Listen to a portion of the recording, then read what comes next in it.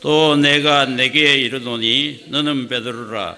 내가 이 반석 위에 내 교회를 세우리니 음부의 권세가 이기지 못하리라. 내가 천국 열쇠를 내게 주리니 내가 땅에서 무엇이든지 매면 하늘에서도 매일 것이요 내가 땅에서 무엇이든지 풀면 하늘에서도 풀리리라 하시고. 아멘. 교회에 가지 아니하고 집에서 유튜브나 또는 TV로 예배를 드리고 교회에 갔다 왔다, 예배 드렸다, 이렇게 많은 분들이 그렇게 생각하고 있습니다. 유튜브나 TV를 통해서 세계 여행 프로그램 많이 있죠. 그걸 보고 그 도시나 그 관광지를 다녀왔다라고 생각하는 사람은 아무도 없는데, 집에서 TV나 유튜브를 통해서 예배를 드리고 교회에 갔다 왔다라고 생각하는 사람들이 우리나라에 아주 많다라는 것입니다.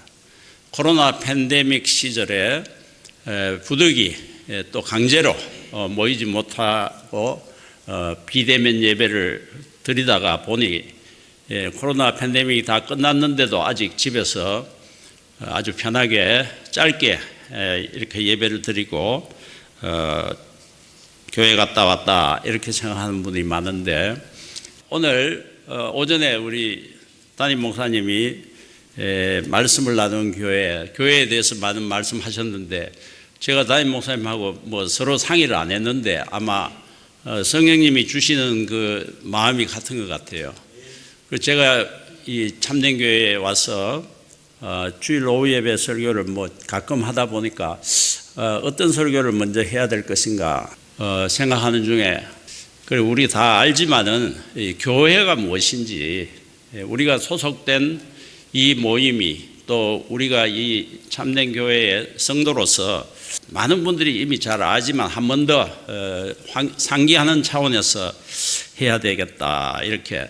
또 초신자들은 교회가 잘 이해가 부족하기도 하고, 그래서 어느 학교든 또는 회사든 가면은 거기에 대한 이 오리엔테이션이 있지 않습니까? 우리의 기관의 목적은 무엇이고 또 본질은 무엇이고 사명은 무엇이다. 그래서 여러분은 이미 신앙생활 오래 하셨고 잘 아시지만은 기초로 돌아간다 생각하시고 그렇게 하면 좋겠습니다. 사실 교회는 조직은 아닙니다. 그러나 또 한편으로는 우리 담임 목사님도 오전에 설교할 때 교회는 일반 세상의 조직과는 다르죠. 그리고 세상의 어떤 조직의 원리를 그대로 따르는 것은 아니고 주님의 몸된 우리 생명체이고 유기체적 존재이지만은 또 한편은 세상의 조직의 그 모습의 일부도 속성을 공유하고 있습니다. 그래서 조직에 대한 얘기를 잠깐 하려고 합니다. 조직은 개인으로서는 혼자 할 수 없는 그 목적을 달성하기 위하여 여러 사람들이 모여서 체계적으로 공동의 목적을 추구하는 그런 집단을 말합니다. 조직의 특징은 크게 공동체입니다. 두 사람 이상이 있어야 합니다. 혼자서는 조직이라고 말하지 않습니다.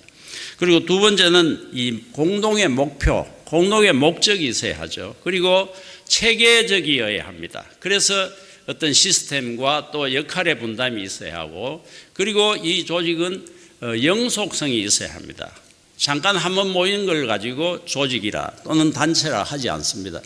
제가 교회를 엄격한 의미에서는 조직이 아니지만은 우리도 하나의 조직체입니다. 우리 개개인이 교회이지만은 또 우리의 모임이 교회이기 때문에 두 사람 이상이 모일 때 주님도 함께 하시고 이 교회의 목적을 달성하고, 또 이 교회는 서로의 역할이, 각 지체가 하는 역할이 있듯이 그 지체로서의 각자 역할이 있고, 그리고 우리는 영속성을 유지해야 합니다.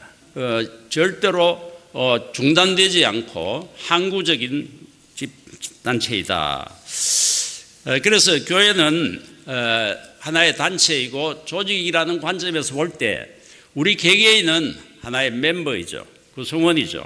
그러면은 우리는 교회에 우리 자신이 하나의 교회이면서 성전이면서 또 우리의 모임이 교회인데, 우리 교회의 구성원으로서 교회의 기원은 무엇이고 교회의 속성은 무엇이고 참된 교회의 표지는 무엇이고, 그리고 교회의 권위는 무엇이고, 그리고 권세는 무엇이고, 교회의 사명은 무엇인가 한번 제가 한 3번에 걸쳐서 말씀드리고자 합니다. 그래서 오늘은 먼저 교회의 본질에 대해서 좀 말씀드리겠습니다. 우리 기독교와 세상의 다른 종교와의 차이점은 무엇이라고 생각하십니까? 세상의 종교는 인간이 고안해낸, 인간의 머리에서 고안해낸 종교라면은 우리 기독교는 이 탑다운의 종교입니다. 하나님이 가르쳐 주신 하나님의 계시의 종교이죠. 하나님이 우리에게 나타내시고 가르쳐 주신 것대로 믿고 그대로 따르는 종교입니다. 그래서 모든 문제에 대한 해답은 하나님이 가르쳐 주신 말씀을 통해서 우리가 생각해 보아야 합니다. 그래서 말씀을 통해서 교회의 본질이 무엇인가 한번 보도록 하겠습니다. 교회라는 단어는 신약 성경에 약 112번 나와 있습니다. 그리고 복음서에는 오늘 본문에 마태복음 16장 18절과 또 18장 17절에 나와 있습니다. 18장 17절을 우리가 그 뒤에 있으니까 우리 각자 성경을 한번 보시기 바랍니다. 만일 그들의 말도 듣지 않거든 교회의 말하고 교회의 말도 듣지 않거든 이방인과 세리와 같이 여기라. 그래서 복음서에는 교회라는 말이, 그러나 교회라는 말은 이렇게 2번밖에 안 나오지만은 우리 주님이 2-3사람이 모인 곳에 나도 거기에 있겠다, 너희와 함께 있겠다. 이것은 2-3사람 모인 것을 교회라는 뜻이죠. 그래서 교회의 기원을 한번 보도록 하겠습니다. 구약 성경에 이스라엘의 회중, 그 광야교회, 회중교회입니다. 그리고 출애굽기와 레위기, 우리 자막을 다 읽지는 않겠습니다. 그냥 눈으로 한번 보시기 바랍니다. 그 다음에 시온이라는 말이 나옵니다. 시편 91편 11절에도 시온, 이사야서 40장 9절, 또 이사야서 62장 1절. 이 시온은 당시에 예루살렘을 말하기도 하고 하나님의 교회를 말하기도 합니다. 구약교회입니다. 그리고 신약교회의 설립의 그 기원과 정의를 한번 보겠습니다.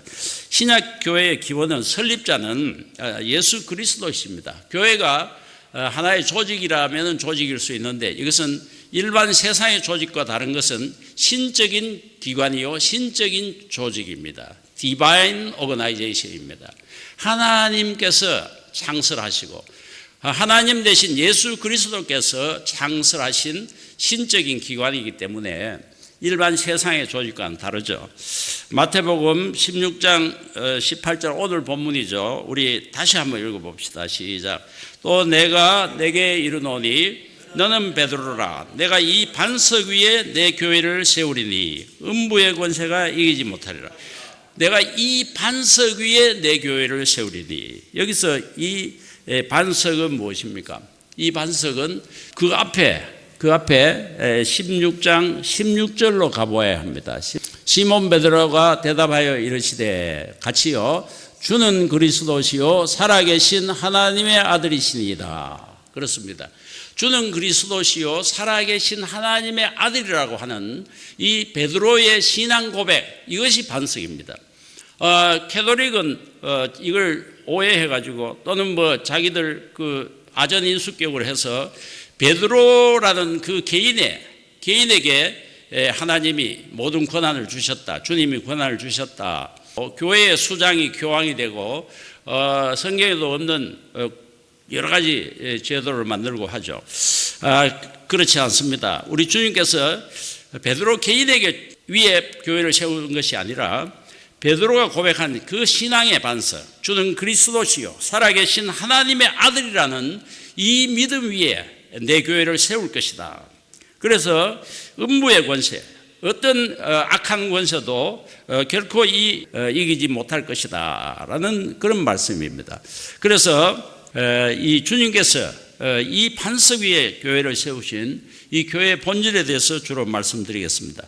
자, 그러면은 이렇게 우리 주님께서 직접 창설하시고 그리고 그 주님의 창설에 따라서 그때 주님을 따르던 제자들이 중심이 되고 예수님께서 십자가에 못 박히시고 부활하시고 성천하시고 아버지의 약속하신 것을 기다리라. 너희가 이 성을 떠나지 말고 예루살렘을 떠나지 말고 아버지께서 약속하신 그 성령을 기다리라 해서 성령을 기다렸죠. 그리고 약 120여 명의 사람들이 그 마가 요한의 다락방에 모여서 열심히 기도할 때 성령이 임했습니다. 그 성령이 임할 때 그들이 놀라운 능력을 받게 되고 방언을 말하게 되고 이제 담대하게 전도할 수 있게 되고 권세자들을 두려워하지 않고 사람의 말 듣는 것과 하나님의 말 듣는 것 어느 것이 옳은가 판단하라 하면서 전도하고 베드로의 설교에 3,000명, 5,000명이 회개하고 세례를 받고 그래서 신약 교회가 탄생하고 능력 있는 교회가 된 것입니다.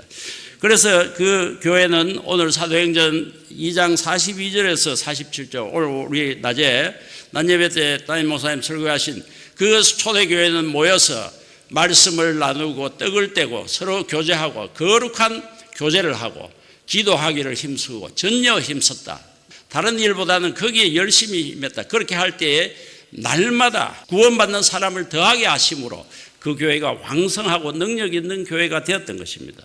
그래서 로마의 그 압제 속에서도 불과 얼마 지나지 않았어. AD 313년에 콘스탄틴 대제가 밀라노 청령에 의해서 기독교를 공인하게 되고 그 이어서 392년에 데오도시우스 황제 때 로마의 국교로까지 그렇게 인정된 것은 이 하나님의 기관, 하나님께서 주님께서 직접 세우신 이 교회가 성령의 부르심을 입고 성령의 충만함을 받아서 성도들이 그렇게 말씀을 나누고 교제를 하고 거룩한 기도에 전무하고 찬양과 기도, 말씀에 전무할 때에 이렇게 능력 있는 기관이 되었던 것입니다.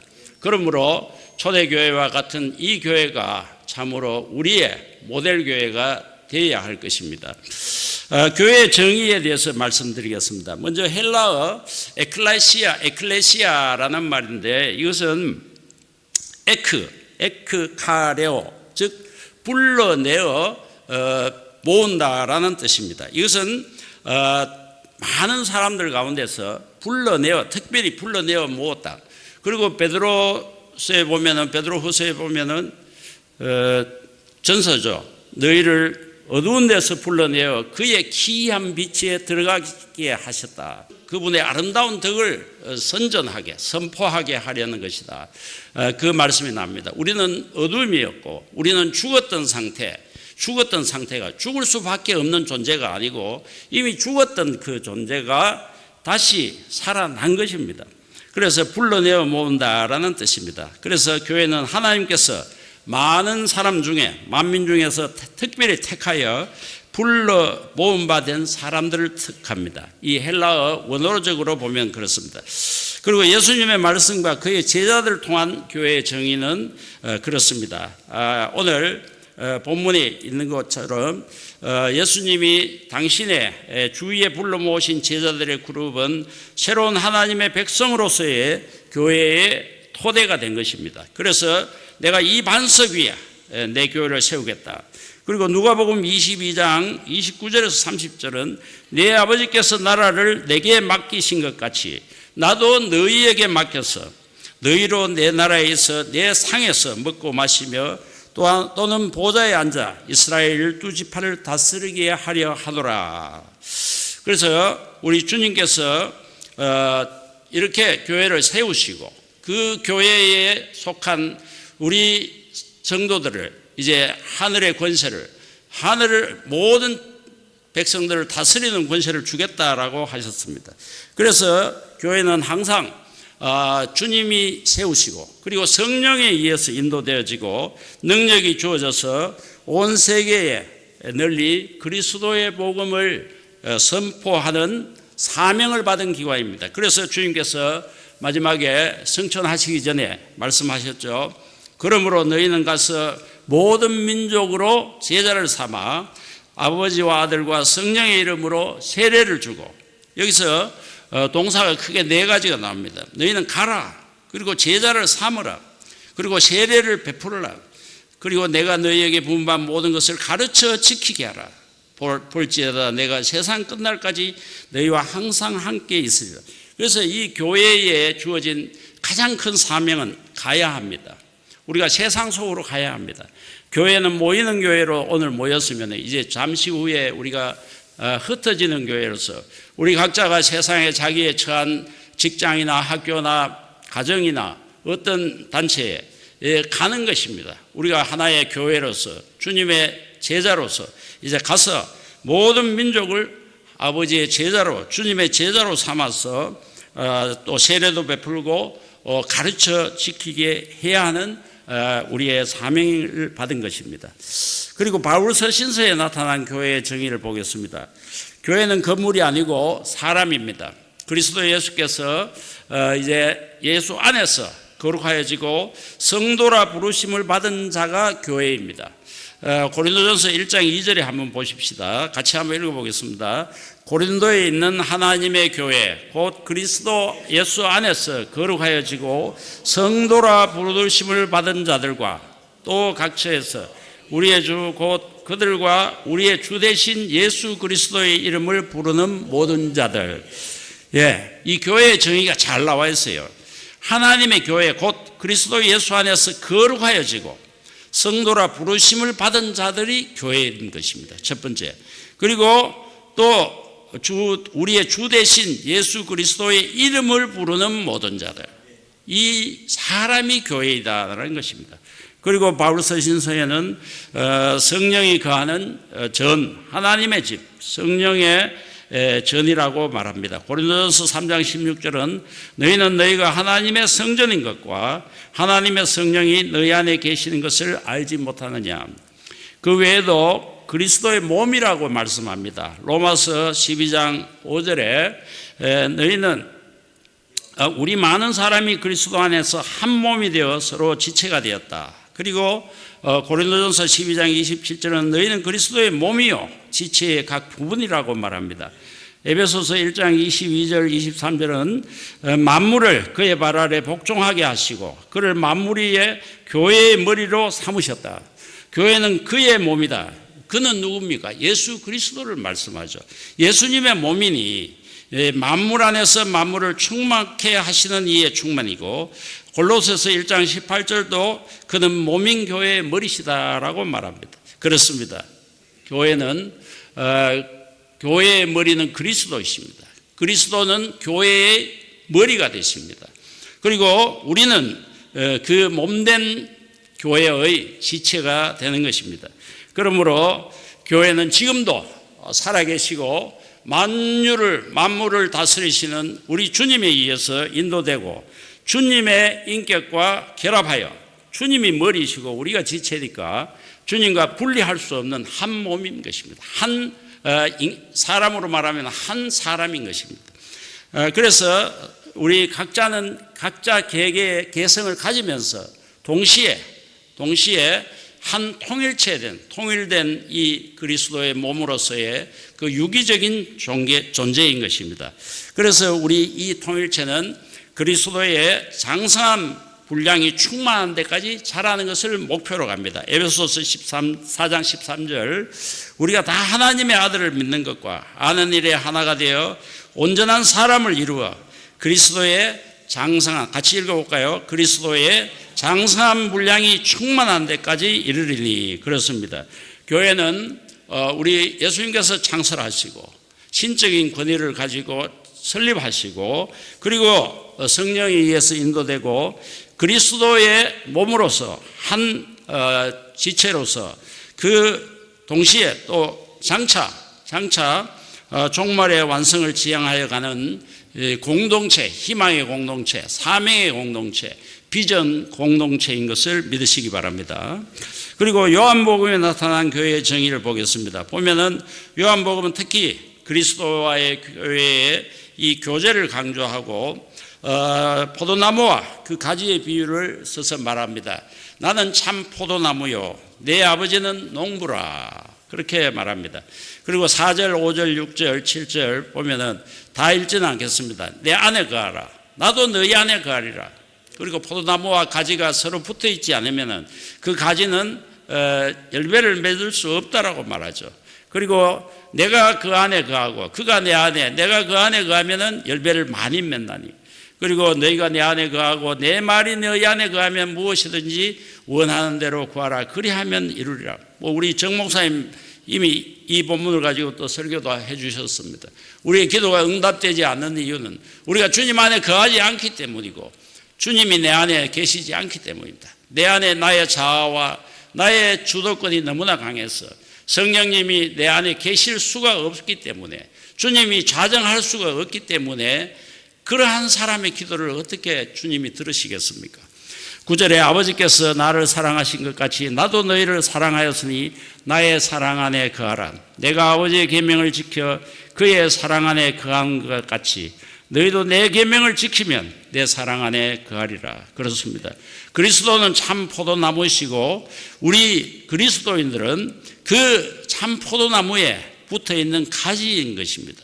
그 가지가 줄기에, 그 나무의 그 줄기에, 원줄기에 붙어 있을 때만이 우리는 열매를 맺을 수가 있는 것입니다. 그러므로 우리는 그리스도 안에 거하시고 주님의 말씀대로 살고 주님이 또 내 안에 오셔서, 주의 성령이 내 안에 오셔서 나를 마음껏 지배하고 다스리고 나를 이끌어 가시도록 주인된 자리를 내어주시는 우리 모두가 되시기를 주님의 이름으로 축원드립니다. 자, 그러면은 이제 오늘 많은 말씀을 드리지는 않겠습니다. 교회에 대해서 성도가 해야 할 첫 번째 사명에 대해서 말씀드리겠습니다. 첫 번째 사명은 모이기를 힘써야 합니다. 그래서 제가 서두에 동영상을 보여드린 것 같이 혼자 집에서 예배 드리는 것은 교회가 아닙니다. 엄격하게 말하면 한 사람이 교회가 개인으로서 교회이지만은 주님은 다시 두세 사람이 모인 곳에 함께 있다고 말씀하셨습니다. 혼자 있으면은 그래도 오시죠. 우리가 혼자 기도할 수도 있고 혼자 예배를 드릴 수도 있습니다. 그러나 그것을 문자적으로 내가 혼자 있으면 안 가겠다 이 말이 아니고 두세 사람이 모인 곳에는 반드시 가겠다. 혼자 있을 때는 갈 때도 있고 안 갈 때도 있지만은 그렇게 해석하실 수도 있죠. 그래서 반드시 모여야 합니다. 왜 모여야 합니까? 모여야 할 이유를 말씀드리겠습니다. 첫 번째, 성경의 명령이기 때문에. 우리 히브리서 10장 25절 여러분만 한번 읽어보겠습니다. 시작.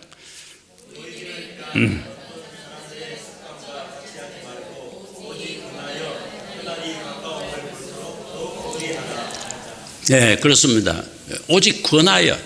우리 오전 예배 드리고 오후 예배 때도 또 같이 예배 드리자 이래 좀 권하시고 또 금요 기도회 때도 권하고 뭐 형편에 따라서 우리가 참석 못할 수 있습니다. 절대로 제가 뭐 이 자리에서 오늘 오후 예배 안 나오신 사람을 뭐 폄훼하는 것도 아닙니다. 저희 집사람도 참석 못했는데요. 그래서 큰 소리 못 치는데 그러나 주님이 아시죠, 그죠? 주님이 아십니다. 집에 가서 별로 할 일도 없이 TV 보고 있으면서 못 온 사람하고 좀 다르죠, 그죠? 우리 경찰이나 뭐 소방대원이나 또 병원에 있는 의사나 간호사나 또 뭐 직업상 호텔을 근무하는 사람이나 이런 사람들은 또 다른 날 예배 드리기도 하고 또 형편에 따라서 예배를 시간을 바꿔서 그래서 뭐 어떤 교회는 또 토요 예배도 있고 목요 예배도 있고 하는데 우리 주님이 가능하면 모여라. 그리고 모이기를 폐하는 없애는 그런 사람들의 습관과 하지 말고 서로 격려하여 서로 구원하여 그날이 가까이 올수록 주님이 오실 날이 가까이 올수록 더욱더 모이기를 힘쓰자라는 것입니다. 그렇습니다. 우리 또 24절에 보면은 서로 돌아보아 사랑과 선행을 격려하라. 그 히브리서 10장 24절은 그런 말씀이 있습니다. 그래서 서로 돌아보아 사랑과 선행을 서로 격려하고 그 말씀 다음에 이제 모이기를 폐하는 사람들과 같이 하지 마라. 그런 습관에 따르지 마라. 그렇습니다. 우리는 혼자 가는 것이 아닙니다. 우리는 같이 손을 잡고 저 하늘나라를 향하여 천성을 향해 가는 순례자입니다. 혼자 갈 때 외롭고 힘이 없습니다. 우리 한번 생각해 보십시오. 우리는 하늘나라를 향해 가는 하나님의 군대입니다. 하나님의 마귀들과 싸우고 영적 전쟁을 해야 되는 군대입니다. 여러분 그 남자분들 대부분 그 군대를 갔다 오셨죠. 군대 가면은 혼자 있는 군인 잘 있습니까? 군대는 같이 뭉쳐야 돼요. 혼자 있는 군인, 우리 장로님 또 아주 군에서 높은 직위에도 계셨으니까 잘 아시겠지만 혼자 있는 군인을 보고 뭐라 합니까? 두 가지예요. 첫째, 폐잔병. 두 번째, 탈영병. 이런 사람들이 주로 혼자 있지. 혼자 있는 군인은 폐잔병 아니면 탈영병일 수. 가끔 휴가병은 있는데 그거는 이제 정식으로 휴가를 받고 나온 거고, 그때는 뭐 군인으로서보다 휴가 나온 민간인이 될 수도 있죠. 그죠? 그런데 군대는 반드시 모여 있어야 힘을 발휘합니다. 그렇습니다. 우리가 마귀를 대항하여 하나님을 대적하는 자들을 대적하여 싸우는 영적 전쟁을 하는 우리는 혼자 있을 때 힘이 없습니다. 뭐 오늘 오전에도 장작불 비유도 하셨는데 그렇습니다. 성경에도 삼겹줄은 쉽게 끊어지지 않는다. 그렇습니다. 우리는 오늘날 마귀는 무교회주의, 그리고 또 온라인 예배라는 아주 편리한 수단을 참 그래 해도 된다라고 우리를 유혹하고 있습니다. 그러나 모여야 합니다. 그냥 침묵 말고 주님의 이름으로 모인 곳에 반드시 있겠다고 말씀하셨습니다. 주님이 함께 하시는 곳이 바로 천국입니다. 교회는 장차 나타날 이미 이루어진 천국입니다. 사실 우리의 마음속에 이미 already 천국은 왔지만 그러나 아직 난예시죠. 장차 저 영원한 나라에서 이루어질 천국의 모형이고 이 땅에서 우리에게 보여주는 곳입니다. 아직 완전하지는 않지요. 많은 흠이 있고 문제가 있지만 그러나 장차 우리가 누리게 될 천국의 하나의 모델인 것입니다. 그러므로 하나님께서는 주님께서는 우리에게 모여라고 하고 있습니다. 우리가 모일 때에 많은 부흥과 복을 주십니다. 초대교회 사도들과 그 제자들 그리고 많은 성도들이 같이 모여서 같이 주의 말씀을 사도들로부터 배우고 또 같이 나누고 거룩한 교제를 하고 거룩한 떡을 떼고 그리고 서로 찬미하고 같이 기도할 때에 놀라운 부흥이 일어났던 것입니다. 오늘날도 주님께서 원하시는 것은 내 이름으로, 주님의 이름으로 모여서 뜨겁게 하나님의 말씀을 듣고 배우고 그리고 같이 뜨겁게 찬양하고 기도하는 것을 원하시는 것입니다. 우리 교회도 그러한 아름다운 정말 주님이 기뻐하시는 교회가 될 수 있기를 주님의 이름으로 축원합니다. 그리고 마지막으로 모여야 교회의 사명을 달성할 수 있습니다. 이 사명에 대해서는 다음 시간에 또 말씀드리겠습니다. 성경에 나타난 교회의 사명 크게 보면 5가지예요. 첫 번째는 예배입니다. 그리고 두 번째는 양육입니다. 말씀을 배우고 가르치고 서로 공부하는 것입니다. 이 성장하지 않으면은 우리 그 히브리서에도 나와 있지만은 때가 오래되었으므로 단단한 음식을 먹어야 할 것인데 아직도 그 단단한 음식을 못 먹는다. 젖을 먹고 있다라고 말합니다. 우리가 믿은 지 수십 년 되어도 신구약 성경 한번 제대로 못 읽은 사람 많습니다. 그리고 매일 우리는 밥을 먹고 육의 양식은 매일 먹으면서 하나님의 말씀은 어쩌다가 한번 보고 주일날 교회 와서만 보는 그런 사람도 많이 있죠. 우리는 매일 먹어야 합니다. 매일 주님의 말씀을 먹어야 합니다. 그리고 서로 또 배우고 가르치고 배운 것을 또 다른 사람에게 가르쳐야 합니다. 그리고 성도의 교제입니다. 거룩한 교제, 말씀에 근거한 교제, 그리고 또 전도와 선교, 그리고 마지막으로 봉사와 구제, 크게 이 5가지 사명인데 이 어느 것도 혼자서는 감당할 수가 없습니다. 혼자 집에서는 감당할 수 없습니다. 그러므로 모여야 합니다. 그러므로 우리는 모여서 이런 사명을 잘 감당할 수가 있습니다. 말씀을 맺겠습니다. 우리는 교회의 구성원으로서 이 교회가 어떤 기관인가, 비록 세상 사람들이 볼 때는 반지하 교회도 있고 정말 참 천막을 치고 하는 교회도 있고, 제가 작년에 아프리카에 갔다 왔는데 아프리카 나무 그늘 아래서 그냥 햇볕만 겨우 피해가지고 돌을 갖다가 그거 깔고 앉아서 예배 드리면서도 뜨겁게 찬양하고 2시간, 3시간 그 교회에 오기 위해서 아침부터 새벽부터 일어나서 1시간, 2시간 걸려서 오는 사람들이 있습니다. 밥을 굶고 옵니다. 와서 빵 하나씩 먹고 1시간, 2시간, 3시간씩 막 춤추며 기도하고 찬양하고 그런 사람들도 있습니다. 그런데 우리는 어떻습니까? 그리고 세상 사람들이 볼 때는 참 초라해 보이기도 하고 교회가 문제가 많고 서로 싸우고 교회가 분열되기도 합니다. 그러다 이 교회는 하나님께서 우리 만왕의 왕 되시고 천지의 창조주 되신 예수 그리스도께서 만드신 신적인 기관이기 때문에 결코 없어지지 않습니다. 결코 나약하지 않습니다. 결코 패배하지 않습니다. 영원히 승리하는 교회입니다. 그러므로 우리는 자부심을 가집시다. 비록 우리 교회 사람의 숫자가 모이는 사람의 숫자가 대형 교회처럼 그렇게 많지 않다 하더라도 여기에 참된 말씀이 있고 참된 진리의 말씀이 선포되고 뜨거운 기도가 있고 찬양이 있으면 참된 교회인 것입니다. 참된 교회의 표지에 대해서는 다음에 또 말씀드리겠습니다. 그러므로 우리는 이 그리스도께서 설립하신 이 거룩한 기관에 소속된 우리의 참 멤버임을 자랑스럽게 여기십시다. 우리는 어디 나가서 하나님의 자녀이고 교회의 멤버임을 자신 있게 말해야 합니다. 여러분이 만약에 청와대에 근무한다든지 어디 검찰청에 근무한다면 법원에 근무한다면 자신 있게 그 신분증을 내지 않겠습니까? 그러나 우리는 교회의 멤버이면서 그리스도인임을 자신 있게 말하지 못하는 이유가 무엇입니까? 그 하나님의 성도다운 삶을 살지 못하기 때문이 아닙니까? 그렇습니다. 그러므로 우리는 교회의 멤버로서 교회의 거룩한 교회에 속한 하나님의 권속이고 하나님의 집이요 하나님의 전이요 성령이 거하시는 전임을 인식하시고 자신 있게 그에 맞는 우리의 삶을 살아가시기를 주님의 이름으로 부탁드립니다. 그리고 이 교회를 귀하게 여기셔야 합니다. 참으로 하나님이 설립하셨기 때문입니다.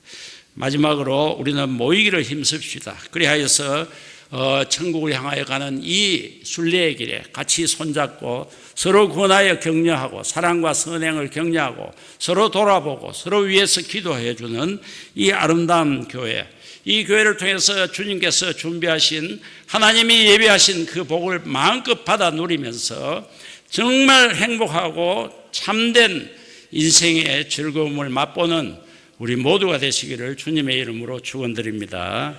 하나님 아버지 감사합니다.